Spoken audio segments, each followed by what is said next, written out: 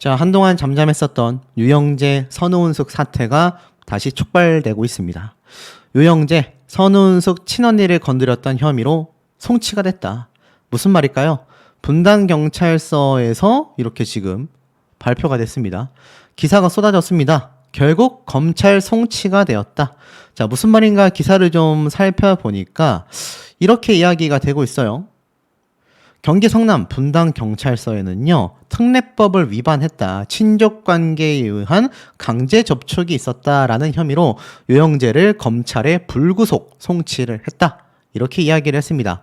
아시다시피 유영재는 지난 2023년부터 무려 5번에 걸쳐서 선우은숙 씨 친언니인 A씨에게 불미스러운 접촉을 가하는 등 강제 혐의를 받고 있지 않습니까? 자, 그래서 기사 내용에 이 검찰로 송치됐다라고 이야기가 되어 있는데 뭐 때문에 그러면 검찰로 송치가 됐을까라고 살펴봤더니 결국 녹취록이 결정적인 증거가 됐다고 합니다. 야, 이거 제대로 정의구현이 된 것일까요? 자, 여기에 대한 비하인드 이야기 하나씩 파헤쳐 보도록 하겠습니다. 쭉 내려보니까 이 선우은숙 씨의 대리 변호인을 맡고 있는 노정원 변호사가 이런 얘기를 직접 했어요. 선우은숙 배우의 친언니에 대한 전 배우자 유영재의 특례법 위반, 친족관계 혐의에 대하여 분당경찰서가 이 혐의를 인정하며 성남지청으로 송치했다라고 되어 있습니다. 즉 경찰 측에서 조사를 끝내고요. 아, 요거 문제 있는 거 확실하다라는 생각으로 검찰에 사건을 올렸다는 얘기예요. 수사를 진행한 경찰 측에서는요, 선우은숙 측이 제출한 녹취록 등을 토대로 혐의가 인정된다라고 판단했다고 합니다. 이 녹취록, 알다시피 여기에는 무려 5번에 걸쳐서 유영재 본인이 선우은숙 씨의 친언니를 강제로 접촉했던 이야기들이 담겨 있고, 여기에 유영재는 미안하다, 외로워 보여서 그랬다라는 황당무계한 망언을 펼쳤던 거 아마 많은 분들이 기억이 나실 겁니다. 이어 선우은숙 측에서는요, 관련된 피해자와 가족들에 대한 악의적 비방글, 댓글들은 삼가해 주시기를 간곡히 바란다. 이러한 글들에 대해서는 엄정한 법적 조치를 할 계획이다라고 이야기를 했습니다. 그러니 우리 유튜브에 댓글 남기시는 분들 중에서 간혹 선우은숙 씨에 대한 비방글을 남기시는 분들이 적지 않았거든요. 하지만 이제는 정말 좀 많이 자제를 하셔야 될 것 같습니다. 지난 4월 선우은숙 씨 측은 유영재에 대한 혼인 취소 소송도 이미 진행을 했었죠. 그리고 친언니가 겪은 이번 사태에 대해 고소를 알리기도 했지 않습니까? 이때가 분당경찰서에 막 고소장을 접수했을 때인데 이게 불과 2달밖에 되지 않았는데 금방 검찰로 송치가 됐다라는 건요. 그만큼 이번 사태가 어떻습니까? 녹취록이 결정적인 증거가 되면서 경찰 측에서는 유영재의 혐의를 확신했단 얘기예요. 경찰 측에선 이미 조사가 다 어떻습니까? 끝났단 얘기입니다. 그래서 검찰 측에 사건 정리를 올려서 검찰 측에서 판단을 해 주십시오. 우리 경찰이 조사를 해보니 명명백백한 유죄 혐의가 확실해 보입니다. 이렇게 올린 거예요. 검찰 측에서 이제 조사를 해보겠죠? 여기에 대해서 이제 기각 판정이 나던가 아니면 검찰 측에서도 이거 사건 사태가 문제가 있다라고 하면 제 채널에서 올렸던 영상들의 김호중 사태처럼 이거 결국 구속 기소가 되거나 불구속 기소가 될 확률이 굉장히 높다라는 겁니다. 재판부로 넘어갈 확률이 높다는 거죠. 결국 녹취록이 없었다고 하면요, 이번 사태 유영재 본인이 뻔뻔하게 굉장히 거부를 할 수도 있었던 것 같습니다. 실제로 선우은숙 씨에 대한 비방글이 굉장히 컸다라고 되어 있지 않습니까? 2차 피해까지 입고 있다. 경찰이 공정한 수사를 거쳐 혐의가 있는 것으로 인정되어 검찰에 송치된 만큼 왜곡된 시선을 거두어 달라라고 이야기를 했는데, 만약 이거 녹취록이 없었다라고 한다면 유영재를 추종하는, 마치 김호중을 추종하는 여성 팬들처럼 유영재가 안 그래도 여성 팬들이 굉장히 많은 사람 아닙니까? 그러다 보니 이 유영재를 응원하는 많은 여성 팬들 입장에서 선우은숙 씨에 대한 비방이 굉장히 컸었단 말이에요. 실제로 유영재 본인이 절대로 끊어지지 않는 이번 사태는 형벌과 같다. 말도 안 되는 프레임을 나에게 씌웠다. 내가 이대로 세상을 뜬다면 이런 믿기지 않는 것이 사실로 끝날 것이기 때문에 법적 다툼을 하게 됐다. 라고 반박했는데 황당하죠. 경찰은 아니야. 당신이 잘못했어. 당신이 확실히 혐의가 있어. 이렇게 인정이 됐다라는 겁니다. 그러니 검찰로 송치가 된 거죠. 유영재는요, 절대로 한 적이 없다라고 맹세코 극구 반대했지만 경찰은 결국 선우은숙 씨 측에 손을 들어주게 됐습니다. 경찰 측에서 증거가 불분명했고 혐의 입증하기가 쉬워 보이지 않았다라고 한다면 이렇게 확신을 가지고 검찰로 송치하겠습니까, 여러분? 그럴 일이 없다라는 거죠. 결국 유영재는 최악의 사태에 놓이고 말았습니다. 제가 앞에 말씀드린 것처럼 불과 고소장을 접수한 지 2달 만에 경찰 측에서는 확신을 하고 있다라는 겁니다. 자, 그러면 이 검찰 송치가 무엇입니까? 경찰이 수사를 마치고 혐의가 없다면 불기소 의견, 혐의가 있어 보이면 기소 의견으로 검찰에 송치를 하게 됩니다. 검찰에 송치한다라는 말의 의미 자체가 경찰 수사가 이미 종결되었다라는 의미라는 거예요. 결국 어떻습니까? 검찰이 송치되고 나면 어떻게 되냐라는 질문이 굉장히 많이 쏟아지고 있습니다. 당연히 검찰에 송치가 되면 검찰 측에서 이 모든 것을 조사하여 진행을 하겠죠. 자, 그렇다면 검찰에 송치되고 나서 이 진행 과정이 어떻게 되나 여기에 대한 칼럼이 있습니다. 쭉 내려서 보면 여기에서 기소가 되느냐, 기소가 되지 않느냐라는 얘기가 나오고 있는데 결국 송치된다라는 것이 검사에게 직통으로 전달되는 것이 아니다. 검사장에게 가는 것이다. 검사장이 이를 검사에게 사건 배당을 하게 된다. 송치가 된다고 해서 바로 검찰 수사가 이루어지는 것은 아니지만 통상적으로 며칠이 지난 뒤 담당 검사가 배정되어 검찰의 수사가 시작이 된다라는 겁니다. 그러니 피의자 입장에서 준비를 해야 된다라는 거죠. 결국 이번 사건 처리 결과가 어떻게 진행이 되느냐? 뭐 기소 유예가 될 수도 있고 약식 기소가 될 수가 있고 무혐의, 공소권 없음 등 이 사건 자체가 이제 그냥 무혐의로 또는 무의미하게 종결될 수도 있다라는 이야기를 하는데 이건 유영재 사건을 말하는 것이 아니라 피의자 입장에서 이렇게 사건 결과를 끌어내야 한다라는 변호인의 이 칼럼이기 때문에 이렇게 말을 한 거고 결론은 어떻습니까?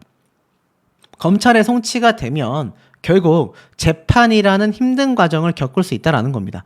검찰 측에서 기소를 한다는 얘기예요. 이번 김호중 사태에서 구속 기소를 했지 않습니까? 자, 그런데 문제는 이 유영재 사태가 김호중 사태처럼 과연 구속이 되느냐 여기에 대한 질문글들이 이렇게 많습니다. 이렇게 신체 접촉이 있었는데 구속이 될까요? 구속이 되나요? 뭐 별의별 얘기가 다 했어요. 실제로 구속이 될까요? 여기 질문글에 대한 변호인의 답변을 보면요. 이렇게 이야기를 합니다. 형사법에서는 보통 불구속 수사를 원칙으로 하나 예외적으로 구속 사유가 있을 경우 구속 수사를 하도록 하고 있다. 그 이유는 무엇입니까? 증거인멸 또는 피해자에게 위해를 가할 염려가 있을 때라고 합니다. 또 피의자의 주거가 일정하지 않을 때. 쉽게 말해서 유영재 본인이 증거인멸을 하려고 하거나 선우은숙 씨에게 위해를 가하려고 하거나 또는 유영재 본인의 주거가 일정하지 않을 때 구속 수사를 할 수 있다라는 겁니다. 구속 수사라는 거는 김호중처럼 구치소로 끌려갈 가능성이 어떻습니까? 높다란 얘기예요. 자, 그럼 과연 가게 될까요? 저는 꽤나 확률이 있어 보이기도 합니다. 유영재가 정신병원에 입원을 했지 않습니까? 이때가 심지어 경찰 수사가 막 시작되려고 하던 시기인데 긴급 입원을 하게 됩니다. 우울증이 심각하다라고 말이죠. 뭐 일각에서는 이것이 여론을 돌려보기 위한 유영자의 액션이다라는 말도 있었지만 실제로 정신병원이나 이런 병원에 긴급 입원을 하게 되면 경찰이 소환하여서 수사, 사건 조사를 진행하기가 많은 애로사항이 있다라는 거 잘 알고 계실 겁니다. 유명한 기업인들, 유명한 정치인들이 이런 행동을 보여줬었다라고 제가 꼬집어 말씀드렸죠. 앞에 말씀드렸지 않습니까? 구속수사의 기본은요, 주거가 일정하지 않을 때, 증거를 인멸하려고 할 때입니다. 이렇게 정신병원에서 시간을 끌었던 유영재의 사태가 나오자마자 무엇을 가장 먼저 했죠? 맞습니다. 초호화 변호인을 선임했지 않습니까? 그때 김호중을 따라서 유영재가 초호화 변호인을 선임한 게 아니냐, 이런 비판적인 언론 기사가 많이 났었는데 결국 유영재 본인에 대한 구속 기소가 될 가능성도 상당히 존재한다라는 겁니다. 자, 그래서 이렇게 계속하여 구속되는 경우가 있냐라는 질문에 사실상 엄벌의 필요성이 크다고 느껴진다면 그럴 수 있다라는 겁니다. 동정 전과가 있다면 당연히 대폭 상승할 수 있다고 해요. 또는 피해 정도가 클 경우, 또는 이 본건의 행위와 기존 전과의 시간적 간격이 짧을수록 구속 수사의 가능성은 올라가게 된다라고 되어져 있습니다. 유영재 본인이 이 동종 전과가 있는지에 대해서는 확인이 되고 있지 않아요. 하지만 무려 5번에 걸쳐서 이 유영재는 선운숙 씨의 친언니에게 그러한 행동을 했지 않습니까? 그러니 따지고 본다면 동종 전과는 없음에도 상당히 좀 불안하다라는 걸 알 수 있죠. 실제로 선운숙 씨와 친언니는 정신과 치료를 받고 있을 정도로 공황장애가 맞지 않습니까? 그러니 유영재에 대한 구속 수사가 될 가능성도 어느 정도 존재한다라는 겁니다. 실제로 이번 사태에 대해서 법정 구속이 과연 막혀질 것인가에 대한 이야기가 질문글에도 쏟아지고 있는데요. 이 유영재가 저지른 법은요, 법정형 최대 10년 이하의 징역 또는 1,500만 원 이하의 벌금형이 선고될 가능성이 굉장히 높습니다. 결국 1심 선고가 굉장히 중요하다라고 하는데 당연히 재범이라면 초범보다 훨씬 강력한 처벌을 받을 수 있다라고 합니다. 그런데 유영재 같은 경우는 어떻습니까? 한 번도 아니고 5번에 걸쳐서 녹취록 내용을 보면 만천하에 공개되진 않았지만 공개하기 어려울 정도로 굉장히 강도 높은 부부 사이에서도 하지 않을 만한 신체 접촉이 있었다라는 전원이 있었지 않습니까? 이러한 죄질과 정신병원으로 도피하다시피 입원했었던 전력을 본다면 이 경찰에 기소된 사건을 본 검찰 측에서 김호중처럼 아마 구속 수사가 될 가능성도 어떻습니까? 상당히 높다라는 것이고, 앞에 말씀드린 것처럼 최대 법정형 10년 이하의 징역형에 처해질 가능성도 굉장히 높다라는 겁니다. 특히나 지금 대한민국 같은 경우는 이런 여성 관련 범죄에 대해서는 거의 선처가 없단 말이에요. 그렇기 때문에 유영재 입장에서는 굉장히 초호화 변호인을 선임할 수밖에 없었던 것 같고, 그럼에도 불구하고 정의 구현이 된다면 10년 이하의 징역형 또 구속수사가 될 가능성도 상당히 높지 않나라는 비판도 쏟아지고 있는 현재의 상태입니다. 지금 보면 기사 내용에서는요, 난리가 났습니다. 유영재 봐라, 아닌 척 하더니 결국 기소가 됐다, 경찰에서도 인정했다. 자, 이런 얘기가 빗발치고 있는 이유가 존재하지 않나라는 생각이 드는 대목입니다. 무려 전관 변호사를 선임했다. 무려 법무법인 세종과 손을 잡고 반격에 나섰다. 자, 이 기사 뭐 보신 분들도 있으시겠지만 왜 이게 그렇게까지 충격적이라고 말을 하느냐, 뭐 그냥 변호사 선임하는 거 당연한 거 아니냐, 이렇게 생각하시는 분들 계실 수 있습니다. 그런데 제 영상을 지금부터 면밀히 들어보시면 와, 이럴 수 있나? 라는 생각이 드실 텐데요. 기사를 좀 읽어보면 유영재가 혼인 취소 소송에 대응하기 위해 법무법인 세종을 선임했다라고 되어 있습니다. 유영재의 소송을 대리하는 세종 측은요, 지난달 14일 수원가정법원에 소송 위임장을 제출했어요. 이제 우리가 위임하겠다는 얘기죠. 그러면서 이제는 세종 측에 22일 날 관련 자료를 모두 전달했다고 합니다. 본격적인 양측의 법적 다툼이 시작될 전망이다라고 하는데, 이 문화일보에서 확인을 해보니까 유영재의 소송을 담당한 세종 법무법인의 최모 변호사는요, 무려 전관 변호사다. 세종 홈페이지의 변호사 소개란을 보면 서울 남부지방법원 판사로 시작하여 광주지방법원 가정지원 판사, 사법연수원 교수 등을 거쳐 수원지방법원의 부장판사로 법관 생활을 마치고 2021년 3월부터 세종의 전관 변호사로 활동하고 있었다라고 합니다. 자, 그런데 우리 전관 변호사 하면 굉장히 좀 익숙하지 않습니까? 바로 최근 문제가 되고 있는 이 김호중 본인의 담당 변호사, 바로 조남관 변호사가 떠오를 겁니다. 이 조남관 변호사는 검찰청장의 대행 업무를 맡았을 정도로 엄청나다라고 제가 말씀을 드렸는데, 변호사 앞에 전관이 붙으면요, 그만큼 끝발 날린다라고 보시면 될 것 같습니다. 그런데 이번 유영재 사태에 유영재를 변호해주는 변호사가 바로 이 전관 변호사였다. 판사까지 지냈었다. 자, 이 의미가 뭘까요? 유영재가 전관 변호사를 선임한 건 질 수 없는 재판이라고 판단했기 때문으로 풀이가 된다. 선우은숙은 이혼 성립 직후 유영재에게 사실혼 관계 여성이 있다는 보도를 접했고, 이를 문제 삼으며 혼인 취소 및 위자료 청구 소송을 했지만, 유영재는 사실혼 관계에 있던 여성 없다 완강히 부인했고, 유영재 입장에서는 이 재판에서 승소하는 것이 자신의 결백을 증명하고 명예를 회복하는 길이기 때문에 강력 대응하기로 결심했다고 합니다. 이에 대한 유영재 입장을 확인하기 위해서 전화통화를 시도하고 문자를 보냈지만 언론사에게 연락이 오지 않았다라고 이야기를 합니다. 한편 선우은숙 씨는요, 유영재를 상대로 요구한 위자료가 인지대를 기반으로 추산한 350만 원이었다라고 했는데, 그것보다 크게 웃도는 수준이었다라고 합니다. 이쪽 변호인은요, 위자료 액수가 언론에 나온 것보다는 더 많이 청구했다, 정확한 액수를 현재 공개하기는 좀 어렵다라고 입장을 밝혔는데, 야, 유영재란 사람 대단하지 않습니까? 이 법무법인 세종은요, 최근 민희진, 방시혁, 일명 방탄소년단이 있는 소속사 하이브 엔터테인먼트의 전쟁에서 민희진을 승리시킨 바로 세종이라고 할 수 있습니다. 엄청난 법무법인이에요. 거기를 유영재 본인이 선임을 했다라는 겁니다. 이거는 보통 사태가 아닙니다. 어떻게든 내가 법적 공방에서 승리하겠다라는 거예요. 쉽게 말해서 작정했다라고 보면 될 것 같습니다.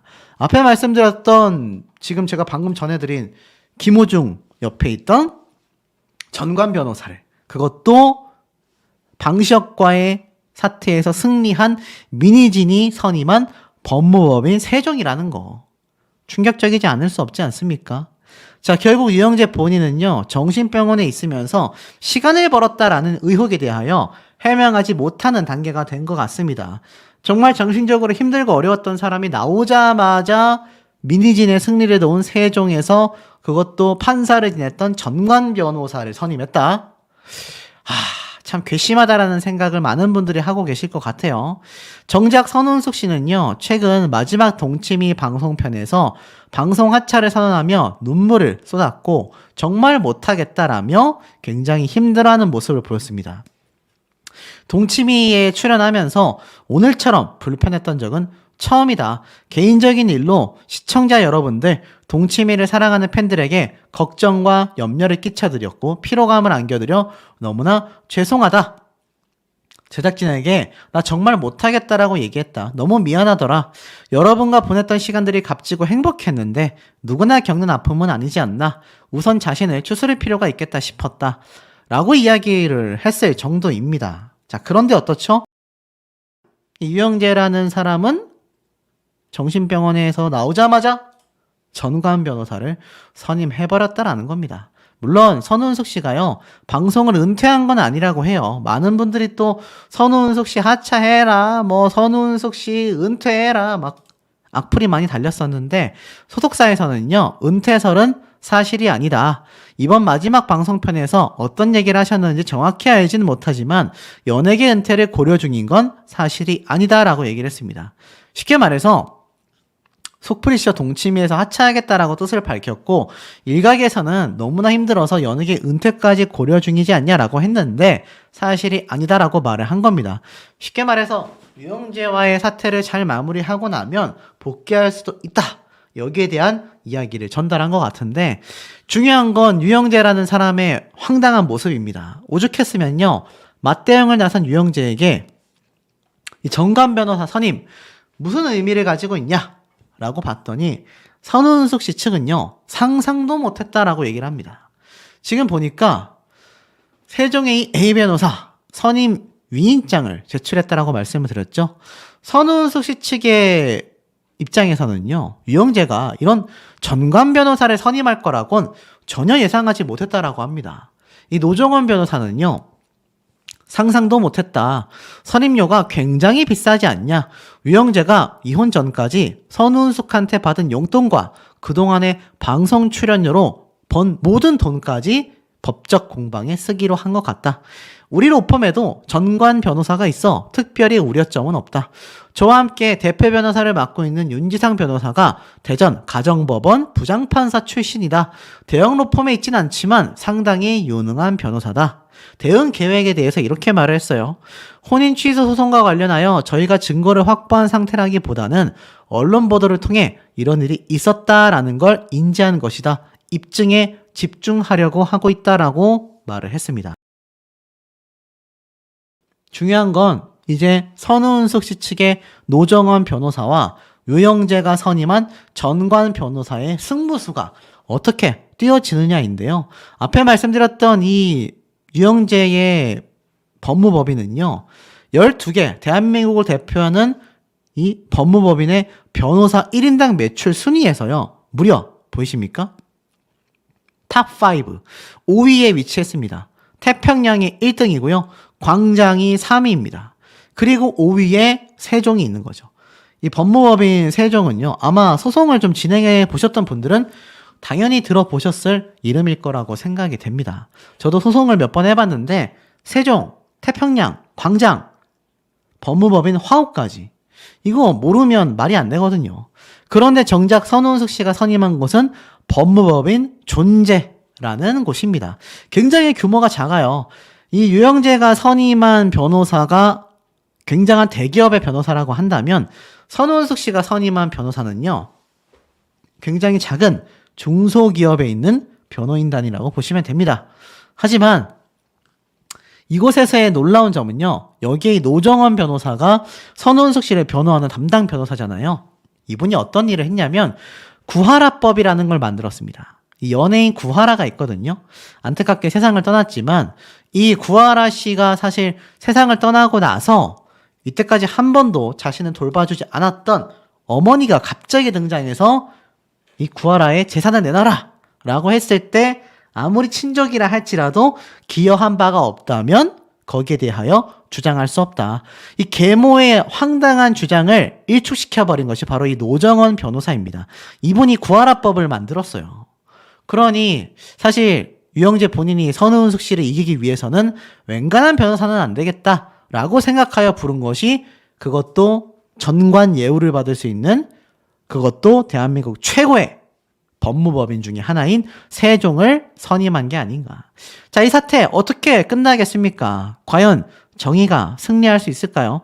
이 유영재라는 사람의 행보가 참 제가 요즘 전달해드리고 있는 이런 사회적으로 문제가 되는 사람들과 크게 다를 바가 없지 않나라는 생각마저 듭니다. 자, 아시다시피 선우은숙 씨, 돈보다 중요한 건 치유다. 유영재에게 350만 원 혼인 취소 소송 청구를 했다. 이미 기사를 통해서 많은 분들이 접하셨을 거라 생각이 됩니다. 자, 그런데 여기에서 이상한 상황이 벌어지고 있어요. 선원숙 씨가 이 동치미에서 하차하기 전에 많은 분들이 유영재라는 사람도 하차했는데 왜 본인은 하차하지 않냐? 의견이 빗발쳤죠? 그리고 어떻게 됐습니까? 하차를 했죠? 그 배경에는 이렇게 결혼부터 이혼까지 이 모든 심경 고백과 폭로가 이 동침이라는 예능방송 프로그램을 즐겁게 보고자 하는 시청자분들에게 오히려 불편한 마음을 주게 되었다. 그것이 촉발되어서 선우은숙 씨 본인도 하차해야 되는 게 아니냐, 이런 얘기가 많이 쏟아지게 된 원인이라고 제가 설명을 드렸습니다. 그런데 그 얘기만 있었던 건 아니에요. 선우은숙 씨가 그 전에 만났었던 이영하 씨와의 사태도 재조명을 받고 있다. 결국 유영재, 이영하, 이 두 사람의 남편과 이혼하게 된 것에는 선우은숙 씨에게 귀책 사유가 있다. 아니다. 이영하 씨가 바람을 핀 정황이 확실하다. 의견이 굉장히 충돌하고 있습니다. 그 이유는 무엇이냐면, 제가 앞서 말씀드렸다시피 이 4인용 식탁에 등장한 이영하 씨의 이야기들로 시작이 됩니다. 여기에 제가 말씀드렸었던 이영하 씨의 또 다른 미투 사건까지 모든 것이 그야말로 뒤죽박죽이 되고 있는데요. 여기에 이영하 씨의 여동생 선운숙 씨에게는 전 시누이가 되겠죠. 황당한 폭로를 했다고 합니다. 자, 무슨 말인지 좀 기사를 통해서 하나씩 볼게요. 이 이영아 씨가 선원숙 씨와 이혼한 이후에 재혼 생각 난 절대로 없다. 집 다 팔고 노후 자금을 쓰고 있다. 쉽게 말해서 여생을 즐기고 있다라는 겁니다. 그러다 보니 뭐 약속도 한 달에 45번이나 잡고 손주를 보면서 에너지가 뿜뿜 넘친다. 뭐 이런 말도 있고요. 결국 어떻습니까? 이 다른 동생들과 함께 등장해서 이야기했던 이영아 씨는요. 나는 선원숙과 이혼한 이후에 오히려 여자에게 경계심이 든다. 재혼 생각이 없다. 사교 모임에만 만족한다. 이런 얘기를 왜 방송에서 쏟아냈겠습니까? 일각에서는요. 이영아 씨가 선운숙 씨와의 결혼 생활에서 너무나 지쳐버렸고 큰 상처를 받았기 때문이다 라는 의견들도 나오고 있습니다. 왜인가 하고 봤더니 18년째 혼자 생활하고 있다며 이 적막감 때문에 외롭지는 않다. TV를 켜놓고 잠을 자기도 한다. 혼자서의 삶이 주는 안정감과 때로는 적적함을 동시에 느끼고 있다라고 했는데 이게 이영아 씨의 팬분들은 마음이 아프다고 해요. 사실 노후에 여생을 배우자와 함께 보내야 하는데 오히려 이 적적함을 느끼는데도 불구하고 혼자 사는 것이 더 안정감이 있다라고 말하는 이유에는 앞에 말씀드렸던 이 선운숙 씨와의 결혼 생활이 이영아 씨에게 너무나 힘이 들었기 때문이다 라는 말이 나오고 있다라는 겁니다. 그러면서 지금은 혼자 사는 것에 너무나 오히려 익숙하다.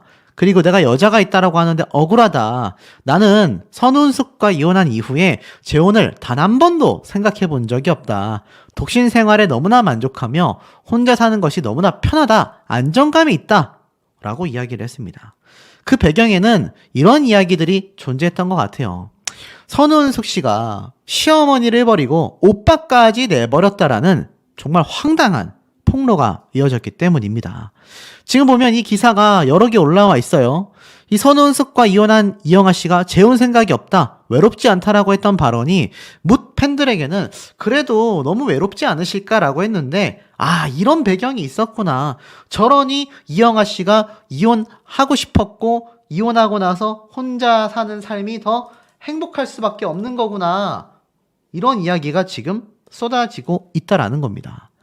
보면은 시엄마를 버린 선운숙, 남편도 바람남으로 만들었다. 무슨 말일까요? 사실 선운숙 씨는 이러한 말을 했습니다. 자신의 이번 바람 소문이 루머가 이영아 씨와 자신의 동료 여배우 간에 생긴 루머였다. 사실은 아니었지만 실제로 그 여배우가 다른 사람과 바람이 났었고 그 여배우와 이영아 씨가 절친이었는데 그 절친이라고 하는 문제를 일으킨 여배우가 오히려 자신에 대한 소문을 퍼뜨리고 나를 고소하겠다라고 하는데 남편인 이영아 씨는 내 편을 안 들어줬다라고 합니다. 이 얘기가 당시에도 나왔어요. 바로 우리 이혼했어요 프로그램에서 말입니다. 그러면서 이 당시 때 우리가 이혼한 가장 큰 이유가 뭔지 알잖아 라고 이야기를 하는데 이 받아들이고 있는 이영아 씨 표정이 매우 좋지 않습니다. 이영아 씨는 그 사건이 터졌던 당시에도 침묵을 지켰었단 말이죠. 그런데 여기에서 이영아 씨의 여동생이 최근에 등장을 합니다. 보니까 선운숙 씨를 뒤늦게 저격했다라고 합니다. 선운숙은 이영아의 전처로 이 저격했다라는 당사자 A씨와는 시누이 올케 사이라고 합니다. 이 A씨는요, 선운숙 씨가 방송에서 거짓말을 했고 자신의 가족들을 모욕했다라고 이야기를 합니다. 무슨 말인가 봤더니 A씨는 선운숙 씨가 최근까지 방송에서도 전 시댁에 대한 허위 사실들을 유포했다라고 주장을 한 겁니다. 선운숙 씨는 본인의 입으로 시어머니를 평생 모셨고 용돈도 드렸다고 했지만 결혼 10개월도 안 되어 시어머니를 버렸다라고 말을 했습니다. 길거리에 쓰러진 모친을 오히려 내가 모시고 15년을 살았다라고 말을 해요. 저희 오빠는 이혼 당시에 생활이 너무 어려워져서 어머니가 모은 돈으로 겨우 경기도 성남 분당에 집을 마련했다라고 합니다. 저희 모친은 평생 눈물로 살고 있으면서도 선운숙 씨가 손자들의 친모라고 어디 가서 흉 한번 보지 않았는데 선운숙 씨는 너무한 거 아니냐, 이런 얘기를 한 겁니다. 이 말이 사실이라면 너무나 충격적이지 않습니까?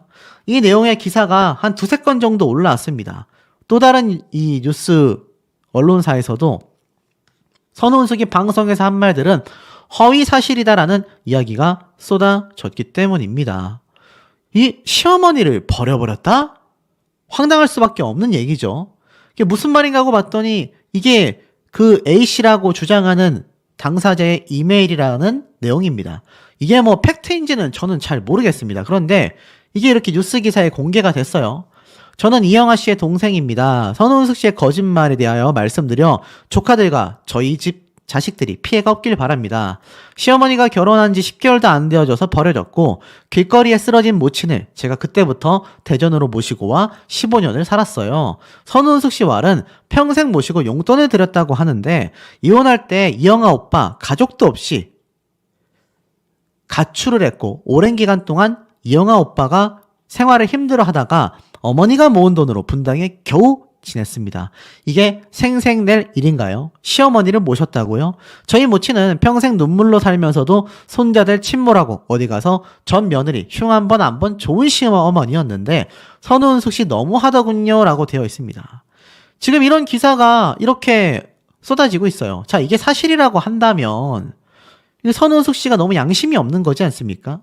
그런데 이게 중요한 건 팩트로 드러나지 않았고 저 주장을 했던 영상도 제가 찾아볼 수가 없었습니다.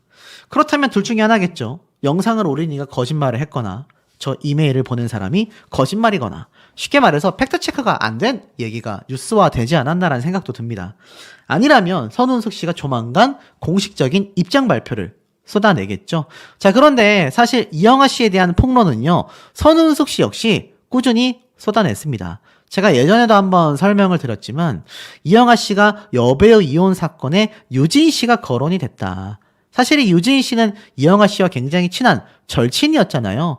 그런데 사실 선우은숙 씨는 그 여배우와 너무나 친하게 지내는 것 자체가 자기는 굉장히 불만스러웠다라고 이야기를 합니다.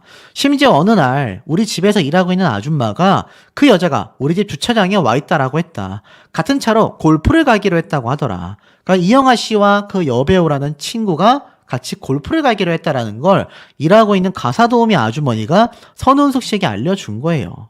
그 여자도 너무 미웠지만 사실 이영아 씨도 너무 보기 싫었다라고 말을 합니다.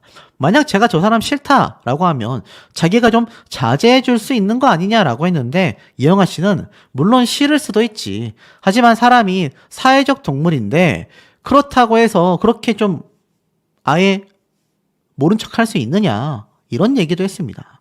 그러면서 사실 당연히 당신 편이지라고 말했던 이영아 씨 이야기는 선우은숙 씨에게 별로 들어오지 않았던 것 같아요.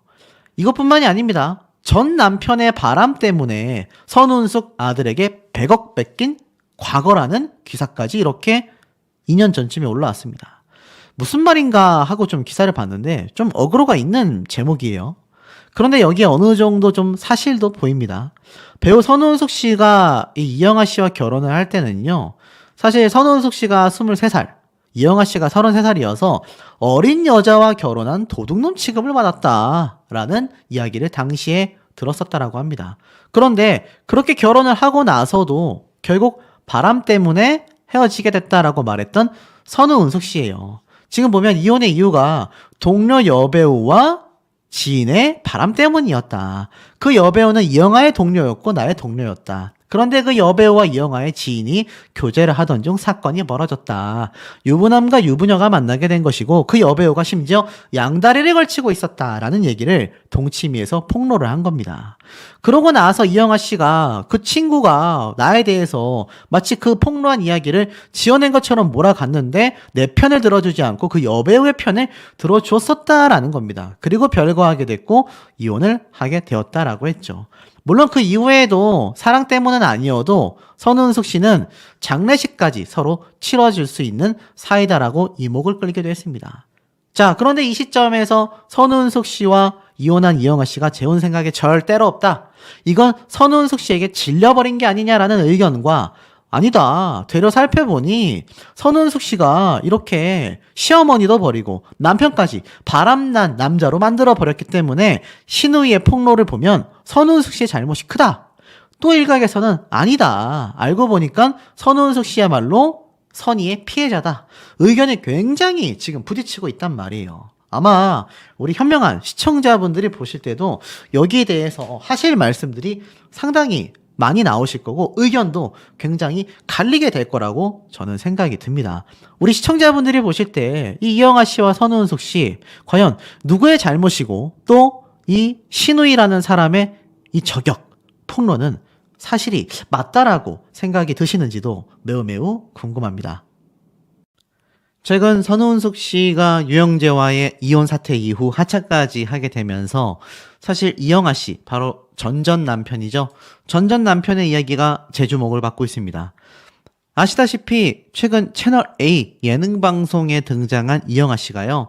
절대로 재혼은 다시는 하지 않겠다. 이렇게 선언을 했는데 중요한 건 왜 이영하 씨가 선우은숙 씨와는 재혼을 하지 않느냐에 대한 이야기가 빗발치고 있습니다. 급기야 이 이영하 씨에 관련된 또 다른 비화들 정말로 바람이 났던 것인지 아니면 미투 사건까지 사실 꽤 오래전 사건이라 모르시는 분들이 많이 계실 텐데요. 여기에 대하여 좀 많은 분들이 다뤄달라는 얘기가 있어 한번 제대로 정리를 해봤습니다. 여러분들이라면 선우은숙 씨와 재혼을 할 것인지 안 할 것인지 한번 이영하 씨의 이야기를 보시면서 판단을 해보시는 것도 영상의 흐름에 있어서 좀 많이 몰입되지 않을까 싶습니다. 자, 이영하 씨가 내가 혼자 있을 거라고 사람들이 생각하지 않는다. 반드시 여자가 있을 거라고 생각한다. 하지만 나는 재혼 생각 자체가 없다. 외로울 시간도 없기 때문이다. 이렇게 말을 했습니다. 이번에 방송된 이야기를 보면 솔직히 외로울 시간도 없었다라고 말을 합니다.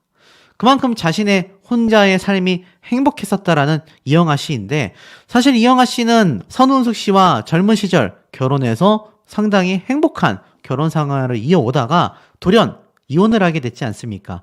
그 당시 그 사태가 얼마나 깜짝 놀랐는지 선우은숙 씨 같은 경우는 기자회견까지 열었습니다.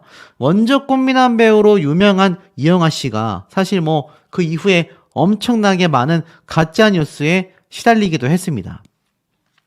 그런데 사실 아시다시피 모임도 많고 외로울 시간도 없다. 나는 재혼이라는 거를 한 번도 생각해 본 적이 없다. 지금은 혼자 사는 것에 익숙하다. 손주들을 보면서 행복한 삶을 이어나가고 있다라고 말을 하고 있는데 사실 그만큼 가정적인 남자인데 지금 선우은숙 씨가 다시 유영재라는 최악의 사람을 만나 또 한 번의 이혼을 겪었단 말입니다. 그런데 이영하 씨가 이쯤 되면 사실 두 사람이 재결합을 해볼 법도 하지 않나 라는 생각하시는 분들 계셨을 텐데요. 사실 그 이외에도 굉장히 반대한다. 이영하 씨가 절대로 선우은숙 씨와 다시 만나서는 안 된다. 그런 반대를 하는 분들도 상당히 많습니다. 도대체 왜 선우은숙 씨는 이 이영하 씨와의 이혼 사태에 있어서 오히려 굉장히 많은 비판을 받고 있을까요? 이영하, 선우은숙 이혼 당시 동료들은요, 서로의 아픔을 가지고 이해했더라면 어땠을까라는 많은 아쉬움을 쏟아내기도 했습니다.